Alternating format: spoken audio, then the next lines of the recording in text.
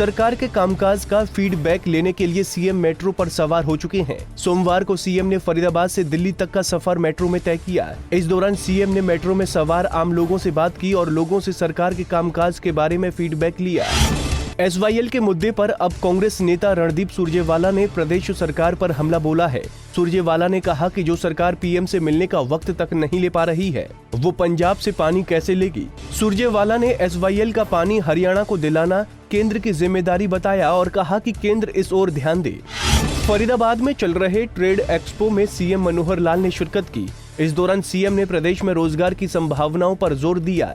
CM ने कहा कि सरकार का 5 लाख लोगों को रोजगार का टारगेट है और ट्रेड एक्सपो में 2 दिन में ही 200 युवाओं को नौकरी मिली है। इस ट्रेड एक्सपो में उद्योग जगत की बड़ी हस्तियों ने भी शिरकत की। सोनीपत के सरकारी स्कूल में बोर्ड परीक्षाओं के दौरान एक बार फिर नकल की तस्वीरें सामने आई हैं। 10वीं की सामाजिक विज्ञान रीअपियर परीक्षा में जमकर नकल हुई। इस दौरान उड़न दस्तों ने नकल के लिए 20 परीक्षार्थियों पर केस बनाए और अब ऐसे छात्रों पर कार्रवाई की जा रही है। फतेहाबाद के गांव समेड़ में कार्यवाहक सरपंच चुने जाने को लेकर बीडीपीओ ऑफिस में जमकर हंगामा हुआ।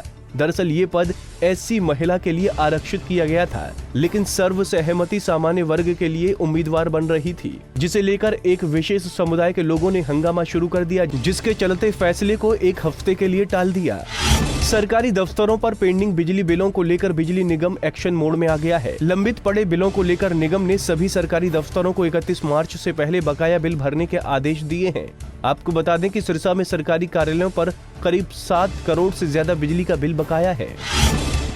झांसी में होली के दौरान हुए गोलीकांड में लापरवाही के आरोपी डीएसपी की इलाज के दौरान मौत हो गई। डीएसपी पर इस गोलीकांड के बाद कार्रवाई की गई थी, जिसके बाद उन्होंने आत्महत्या की कोशिश की। आज उन्होंने अस्पताल में दम तोड़ दिया। होली के दौरान 2 गुटों में झड़प हुई थी, जिसमें 3 लोगों की मौत हो गई थी।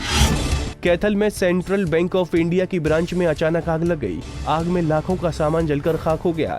2 दिनों की छुट्टी के बाद जब सोमवार को बैंक खुला तो घटना का पता चला।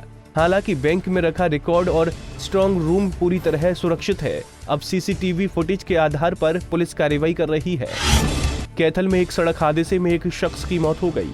हादसा उस वक्त हुआ जब ओवरटेक करता हुआ एक ट्रक सामने से आ रहे कैंटर से टकरा गया और फिर उसने पिकअप को भी टक्कर मार दी। इस हादसे में ट्रक ड्राइवर की मौत हो गई। कैंटर चालक को पीजीआई रेफर किया गया है। कुरुक्षेत्र पुलिस ने अवैध शराब की एक बड़ी खेप को कब्जे में लिया है। पुलिस ने शराब की 935 पेटियों से भरा एक ट्रक पकड़ा है, जो फर्जी कागजात के आधार पर शराब सप्लाई करने जा रहा था। पुलिस ने 2 लोगों को भी हिरासत में लिया है और इस मामले में 2 अन्य आरोपियों की तलाश की जा रही है। Bureau report, Punjab Kesari TV.